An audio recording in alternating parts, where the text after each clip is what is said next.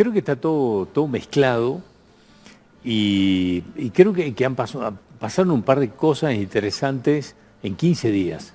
Creo que hubo un cambio abrupto de un montón de cosas, porque creo que veníamos, o por lo menos el gobierno nacional, venía en una suerte de velocidad crucero, con alguna que otra turbulencia chica, pero más o menos una velocidad crucero, los pronósticos hablaban de un triunfo tranquilo, hasta que de pronto, en el lapso de 2 semanas, empezaron a pasar un montón de cosas.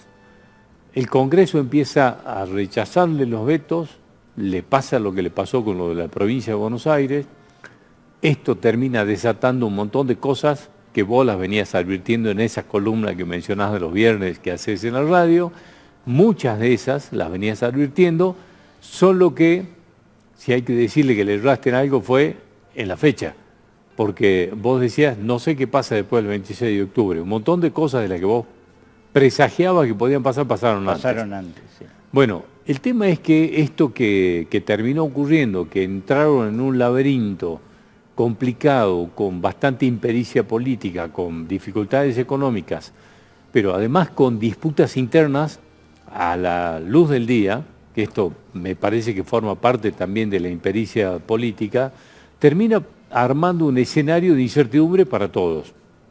Entonces, creo que un panorama que venía, no sé, como tranquilo de analizar, con muchas posibilidades de que la Libertad Avanza ganaba, había que ver por cuánto ganaba, incluso hasta gente cercana al kirchnerismo, como Pablo Semán, por ejemplo, decía, no tiene con quién perder. Bueno, y le viene pasando todo lo que le pasó, perdió en la provincia de Buenos Aires, o sea que tuvo con quién perder, o no supieron ganar. Bueno, porque digamos, cuando uno empieza a desmenuzar un poco lo que pasó en la provincia de Buenos Aires, empezás a ver que hay un número que es muy interesante, que es que el kirchnerismo en las últimas 4 elecciones, o 5, ya no me acuerdo, saca la misma cantidad de votos, entre 3.400.000 y 3.600.000. Con ese mismo número gana y con ese mismo número pierde. Interesante Sí, eso. es una cosa muy interesante, porque con ese mismo número le tocó perder, no sé, ¿te acordás de Narváez? Sí, le tocó perder con María Eugenia Vidal. Con Massa. Con Massa. Bueno, le tocó perder, pero siempre es el mismo número. Entonces, ¿qué determina o no? Es una cosa muy interesante. El tema es que esto le significó un cimbronazo. Junto con esto, me parece que empiezan a aparecerle otras complicaciones, que es, digamos, si lo querés que lo metamos un poco en el tema económico, hay un tema que en realidad yo te lo preguntaría a vos, que es, yo entiendo que esto que se solucionó para el mercado y por unos días, es decir, tranquilizaron el mercado, sobre todo tranquilizaron el dólar, que era lo que le temían, que la suba del dólar le saca saltar la inflación, que es con lo que tienen que llegar por lo menos tranquilo a las elecciones, y a partir de esto me parece que se abre un abanico de cosas, porque por ejemplo, para juntar esos 7.000 millones de dólares de las retenciones a las exportaciones, terminan haciendo enojar al campo. Porque le patearon el hormiguero a los amigos. Claro, bueno, pero yo no sé si ya eran tan amigos, porque lo comentábamos el otro día, volvemos a la provincia de Buenos Aires, después de 20 años, gana el peronismo en todo lo que son los circuitos vinculados al campo. Exacto. Vuelve a ganar. Y aquí se presenta un fenómeno muy interesante, que yo creo que comete una misma equivocación que en su momento cometió Mauricio Macri o el PRO, o la Alianza. O la Alianza, no sé, que era considerar que el campo era su núcleo duro. Y el campo no es núcleo duro de nadie. Si no lo aprendieron... Es buena esa. Yo me acuerdo que lo discutí en algún momento y cuando entrevistaba gente del PRO por aquel entonces que se enojaban y me decían, yo le decía, hay una equivocación en creer que tienen al campo como núcleo duro. En cuanto le falla en el campo, se va a otro lado. Y fíjate vos que gran parte de los votos del campo fueron a Alberto Fernández porque compraron aquello del hombre moderado, que en realidad era más un enojo con Macri. Claro. Bueno, creo que se va cometiendo la misma equivocación. Ojo con ese dato. Vos Así sabés que bueno. Además de lo económico, me parece que estuve leyendo antes de venir acá, después te voy a mandar un material que estuve leyendo de último momento, pero veía una encuesta en donde también cambió la atención de la gente. Lo que antes era el problema de ingresos, de empleo, de esto, hoy el primer tema es corrupción.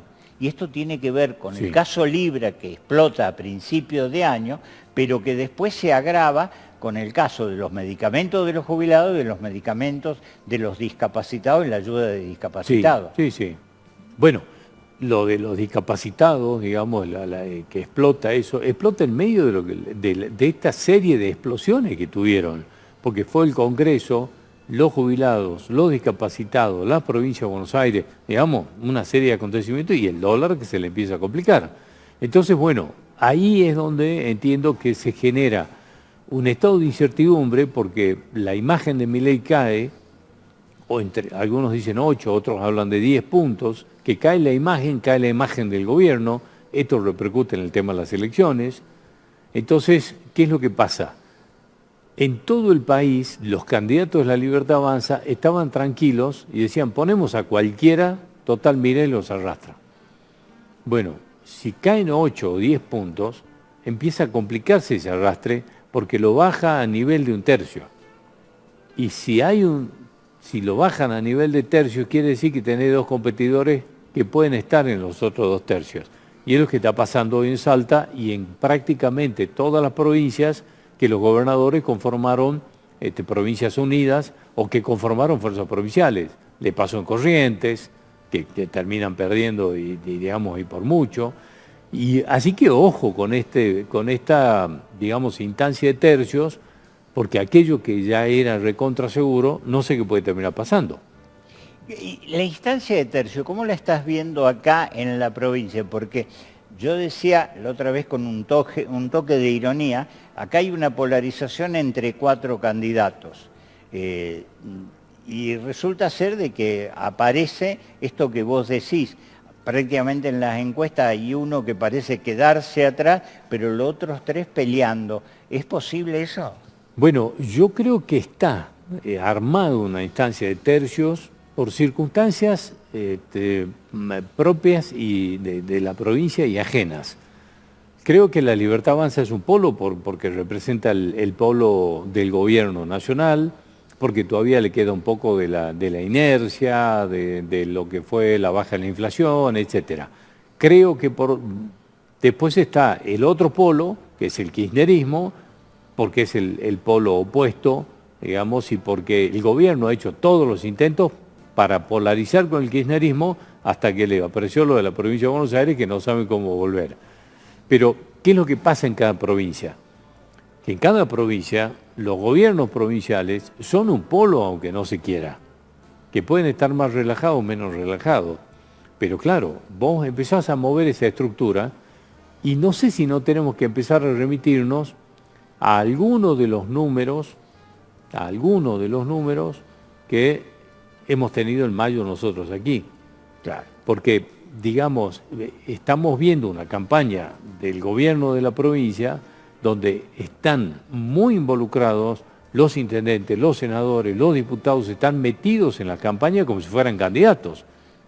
Si me voy a mayo... ¿Se está dando eso? Porque en mayo los intendentes trabajaron fuerte. Sí, porque estaban en juego ellos. ¿Se va a repetir?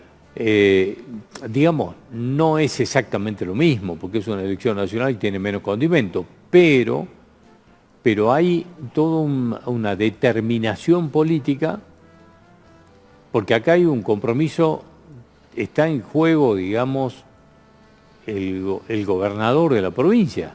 Vos fíjate que prácticamente el que está llevando la campaña adelante es Gustavo Sáenz. Entonces, recién Rollón me cuenta que estuvieron en Quijano con Gustavo Sáenz. Bueno, claro, pero porque está llevándose la campaña, digamos, con actividades por toda la provincia. Esto involucra a los intendentes, a los senadores, a los diputados. Vos fíjate las fotos o los videos del gobernador Sáenz en toda la provincia en estos últimos tiempos y en todos lados están los intendentes, los senadores, los diputados que lo vienen acompañando.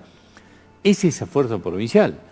Entonces, yo creo que hay que empezar a mirarlo porque si bien después de aquel primer impacto que fue que la Libertad Avanza ganaba en la capital, no nos olvidemos del número que finalmente terminó separando a la provincia o digamos al sansismo de la Libertad Avanza. 140.000 votos. Me queda la última, sí.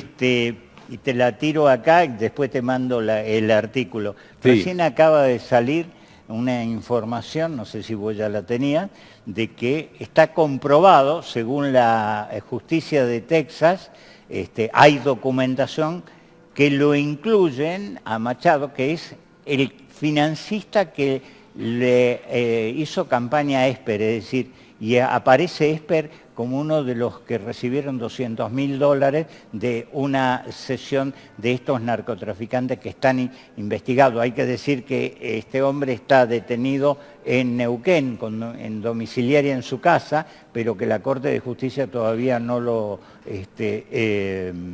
resolvió. ¿El tema corrupción puede llegar a formar parte ya determinante de esto? Es que es una, a ver, como, no sé si dicen los chicos, ya decimos todos, o en política se usa mucho, ya es una bala que le entra. Todo lo que esté relacionado con la corrupción es una bala que le entra. Porque fue muy fuerte lo de los jubilados, todo lo que pasaba con el PAMI, con la compra de pañales y todo lo demás. Después vino lo de los discapacitados, todo parece, digamos, como muy probable, los audios de Españolo, y después que ellos mismos no se ponen de acuerdo en qué mensaje van a dar. Vos imaginate, mirá el tipo de torpeza, ¿no? Por eso, si aparece lo de Esper y lo vinculan, es posible que la gente lo crea, porque están en un problema donde ya la corrupción empieza a golpearlos, y es una bala que le entra, como te decía recién. El mismo día que Milei decía que era un audio hecho con inteligencia artificial, Sturzenegger el mismo día, un rato después nada más, decía que eran audio editados. Entonces, si son audio editados, son audios. Sí. No puede ser de inteligencia artificial. Claro. Entonces, pero el mismo día. Entonces, bueno, me parece que ese nivel de torpeza los termina perjudicando todavía más.